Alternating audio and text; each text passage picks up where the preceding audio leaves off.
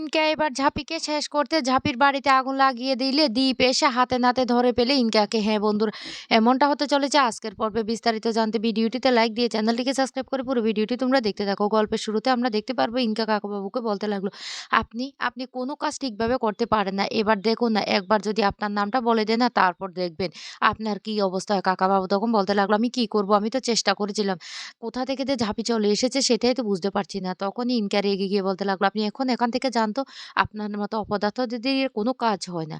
এরপরে কাকাবাবু চলে গেলে ইনকা তখন বলতে লাগলো, আমি তো ওকে ধমকিয়ে এখান থেকে পাঠিয়ে দিয়েছি, কিন্তু ঝাঁপি ঝাঁপি যদি একবার জানতে পারে কাকাবাবু এই কাজটা করেছে, তাহলে তার পিছনে কে আছে সেটা তো খুঁজে বের করবে। আমার না বড্ড ভয় করছে।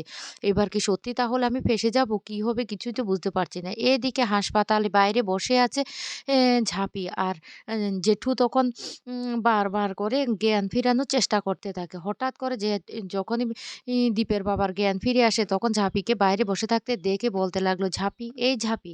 ই তখনই ঝাঁপি বলতে লাগলো, "কি হয়েছে বাবা? তুমি ঠিক আছো তো? তোমার কোনো অসুবিধা হয়নি তো?" তারপরে ঝাঁপি বলতে লাগলো, "ঠিক আছে, আমি তোমার জন্য ডাক্তারকে ডেকে নিয়ে আসছি।" তখন ঝাঁপির কথা শুনে দীপও ঘুম ভেঙে উঠে পড়ে। আর উঠে তাড়াতাড়ি তার বাবার কাছে ছুটে আসে। আর এসে বলতে লাগলো, "বাবা, বাবা তুমি ঠিক আছো তো?" তখন বাবা বলতে লাগলো, "আমি একদম ঠিক আছি। আমাকে নিয়ে একদম চিন্তা করবি না।" ঝাঁপি অন্যদিকে দৌড়ে গিয়ে ডাক্তারকে নিয়ে আসে। এদিকে দীপ বাড়িতে ফোন করে তার মাকে জানিয়ে দেয় যে তার বাবার জ্ঞান ফিরে এসে তাড়াতাড়ি হাসপাতালে আসার জন্য। এইদিকে দীপের বাবার বারবার মনে পড়তে থাকে তার ভাইয়ের কথা। কারণ তার ভাই যে তাকে ছুরি মারতে গিয়েছিল, তখন তার মুখটা দেখে ফেলেছে। অন্যদিকে দেখা যায় ঝাঁপি বিধানদের বাড়িতে ফোন করে সমস্তটা জানিয়ে দেয় যে জ্ঞান ফিরে এসেছে। তখন দীপের বোন বারবার করে কান্না করতে থাকে হাসপাতালে যাওয়ার জন্য। বিধান তখন বলতে লাগলো, "আমি তোমাকে বলছি তো, ও বেলায় আমি তোমাকে নিয়ে যাব। তুমি একদম চিন্তা করো না। আমি তোমাকে কথা দিচ্ছি।"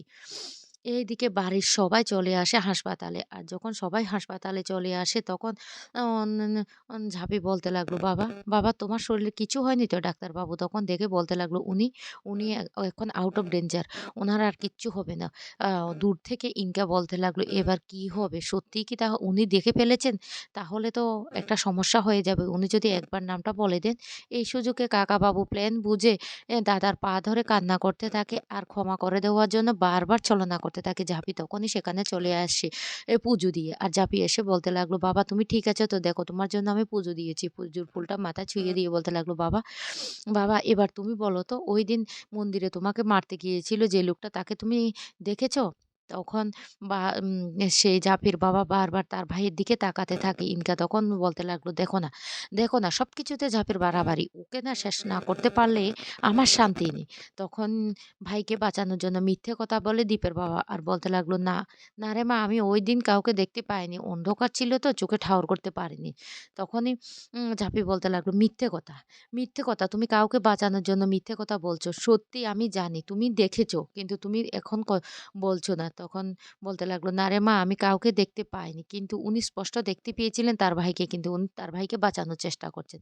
ঝাঁপি তখন বলতে লাগলো, "বাবা, বাবা তুমি সত্যি করে বলো, তুমি দেখেছো? তুমি কিন্তু এখন বলছো না।" তখন দীপ বলতে লাগলো, "এই ঝাঁপি, নিচের কথাটাকে সঠিক প্রমাণিত করার জন্য তুই বাবার উপর এভাবে প্রেশার দিচ্ছিস কেন?" তখন পিসিমণি বলতে লাগলো, "শোন দীপ, ঝাঁপি যেটা বলছে সেটাই সত্যি।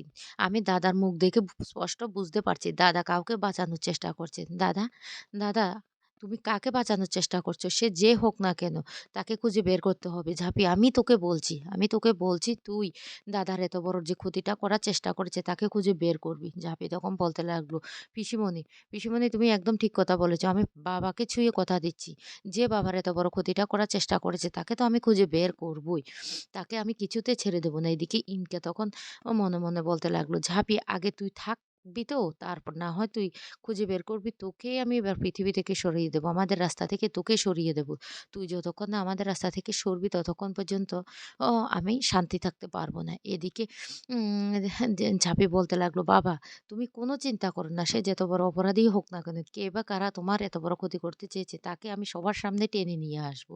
কিন্তু দীপের বাবা তখনও কোনো কথাই বলে না। দীপের বাবা তার ভাইয়ের দিকে তাকিয়ে থাকে। একদিকে তার ভাই বলতে লাগলো, "দাদা আমাকে বাঁচিয়ে দিয়েছে। আমি এত বড় অন্যায় করার পরও দাদা আমাকে শেষ সুযোগটা দিয়েছে। দাদা আমাকে বাঁচিয়ে দিয়েছে। এদিকে ঝাঁপি স্পষ্ট বুঝতে পারে যে কাকাবাবু এই কাজটা করেছে কিন্তু উনি কাকাবাবুকে বাঁচানোর জন্য এই মিথ্যে কথাটা বলছেন। অন্যদিকে দীপের মা বলতে লাগলো, "কি বলছো? ও তুমি কি বলছো?" পিসিমণি তখন বলতে লাগলো, "একদম ঠিক কথা বলছি বৌদি। দাদাকে যে মেরে ফেলার চক্রান্ত করেছে তাকে তো ধরতে হবে। কে? কে এত বড় শত্রু হতে পারে?" তারপর ডাক্তারবাবুরা বলতে লাগলো, "বিকালবেলা উনাকে বাড়ি নিয়ে যেতে পারবে।" এরপরে বিকালবেলায় সবাই মিলে উনাকে বাড়িতে নিয়ে আসে। কিন্তু ঝাঁপি দরজার সামনে দাঁড়িয়ে থাকে। কারণ ঝাঁপির তখন মনে পড়ে যায় দীপ তাকে বলেছিল, "তুই তুই আমাদের বাড়ির চৌকাঠ পর্যন্ত মারাবি না। আমি ইচ্ছে করে ইনকাকে আমার জীবনে নিয়ে এসেছি। তুই আমার সাথে যে প্রতারণাটা করছিস তার কোনো ক্ষমা নেই।" এদিকে দীপের বাবা বলতে লাগলো, "আমার ঝাঁপি কোথায়? ঝাঁপি, ঝাঁপি এদিকে আয় না।" ঝাঁপি তখন বলতে লাগলো, "না বাবা, আমি তোমার বাড়ির চৌকাঠ মারাতে পারব না। কারণ যতক্ষণ না পর্যন্ত তোমার ছেলে আমার কাছে ক্ষমা চাইবে ততক্ষণ পর্যন্ত আমি এই বাড়ির চৌকাঠে পা দেব না।" তখনই দীপের মা বলতে লাগলো, "মেয়ের শখ কত?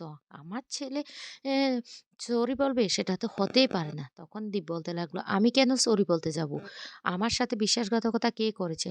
তখন এ কথা বললে জাফি বলতে লাগলো, "আত্মসম্মান বোধটা হলো অনেক বেশি। আমার আত্মসম্মানে লেগেছে। তাই আমি এ বাড়িতে কিছুতেই পা রাখবো না।" দীপ তখন বলতে লাগলো, "দরকার নেই। তোমার পা রাখার কোনো দরকার নেই।" আর সেই মুহূর্তে তখন দীপের কাছে ফোন আসে ব্যাংক থেকে যে তারা কিউআর কোডটা দিয়েছে সেখানে কোনো টাকাই আসেনি। সব টাকা কোথায় যেন চলে গিয়েছে। তখন দীপ বলতে লাগলো, "সর্বনাশ হয়ে গেছে বিধান আমাকে এক্ষুনি যেতে হবে।" এদিকে ঝাঁপিয়ে ছুটতে থাকে। অন্যদিকে ইনকা বলতে লাগলো, "দেখো না, দেখো এবার ঝাঁপিকে ঝাঁপির পরিবারকে আমার হাত থেকে কেউ বাঁচাতে পারবে না।" অন্যদিকে লোকজন এসে ব্যাংকের মধ্যে অনেক ভিড় জমিয়েছে আর বারবার বলতে লাগলো, "আপনারা কি করেছেন? কি কিউআর কোড লাগিয়েছেন? দেখুন কিউআর কোডে একটা টাকাও আমাদের নেই।" এই বলে অনেক ঝামেলা পাকিয়ে থাকে। তখন দীপ ঝাঁপিরা সমস্তটা সামলানোর বারবার চেষ্টা করতে থাকে। কিন্তু ওরা কোনো কথাই বুঝে না। ওরা বলতে লাগলো, আমাদের টাকা কোথায় হাওয়া হয়ে গেল?" ও এরপর দীপ বলতে লাগলো, "এতগুলো টাকা? আচ্ছা ঠিক আছে আপনাদের টাকার ব্যবস্থা আমরা করব। প্লিজ আপনারা শান্ত হন। সবেমাত্র আপনাদের ৩ জনেরই তো টাকা এমন হয়েছে। আমরা তো আরও কিউআর কোড লাগিয়েছি। অনেকগুলো দোকানে লাগিয়েছি। কই তাদের তো ঠিক আছে।" আর এই কথাটা বলতে না বলতে তখন সেখানে চলে আসে সমস্ত দোকানের মালিকরা। আর ওরা এসে ভিড় জমিয়ে বলতে লাগলো, "কি ব্যাপার? আপনারা আমাদের টাকাগুলো কোথায় পাঠিয়েছেন? দেখুন তো আমাদের অ্যাকাউন্টে একটা টাকাও ঢোকেনি। এ টাকা কোথায় যেতে পারে?" ঝাঁপি তখন বলতে লাগলো, "কি বলছে ওরা? নিশ্চয় টেকনিক্যাল প্রবলেম এতজন লোকের সাথে হতে পারে না। এখানে কোনো বড়সড় চক্রান্ত হয়েছে।" তখন দীপ বলতে লাগলো, "ম্যানেজার আপনি আরেকবার ভালো করে চেক করে দেখুন।" কিন্তু দোকানদারের সমস্ত মানুষগুলি এসে এতটা ঝামেলা সৃষ্টি করে যে এ দীপ আর যে ঝাঁপি কি করবে কিছু বুঝতে পারে না। তারপর দীপ বলতে লাগলো, "ঠিক আছে আমি দেখি তো কিউআর কোডগুলি কোনো সমস্যা হয়েছে কিনা।" এরপরে কিউআর কোডগুলি মিলিয়ে দেখতে গেলে দেখা যায় যে সমস্ত টাকাগুলি ঝাঁপির বাবার অ্যাকাউন্টে নাকি চলে গিয়েছে। এটা একটা মিথ্যে কেসে ফাঁসিয়ে দিয়েছে সেই ইনকা। কিন্তু ঝাঁপি তো সেটা জানে না। ঝাঁপি তখন বলতে লাগলো, "আমাদেরকে এক্ষুনি বাড়ি যেতে হবে।" এদিকে সেখানে সমস্ত লোকজন ছুটে চলে যায় ঝাঁপির বাড়িতে। আর সেখানে গিয়ে ঝাঁপির বাড়ির ঘরে সমস্ত কিছুতে আগুন লাগিয়ে দেয়। আর ঝাঁপি সেখানে গিয়ে তার মা-বাবাকে বাঁচানোর চেষ্টা করে। কিন্তু কিছুতে ওদেরকে ঘর থেকে বের করতে পারে না। আর তখন সেই মুহূর্তে ছুটে যায় দীপ। দীপ গিয়ে তখন অন ঝাঁপি আর তার পরিবারকে বাঁচানোর চেষ্টা করলে তখনই দেখতে পায় ইনকাকে। তখন দীপ বলতে লাগলো, "ইনকা তুমি এখানে? তুমি এখানে কেন এসেছো?" তো ইনকা তখন বলতে লাগলো, "আমি এখানে খবর পেয়ে ছুটে এসেছি।" তখনই ঝাঁপি বলতে লাগলো, "এটা খবর পেয়ে ছুটে আসেনি। এটা আমার মনে হয় ইনকাই আমার বাড়িতে আগুনটা লাগানোর ব্যবস্থা করেছে।" তখনই দীপ বলতে লাগলো, "ইনকা তুমি আগুনটা লাগিয়ে দিয়েছো ঝাঁপের বাড়িতে?" তো বন্ধুরা আ আজকের পর্বটি তোমাদের কাছে কেমন লেগেছে?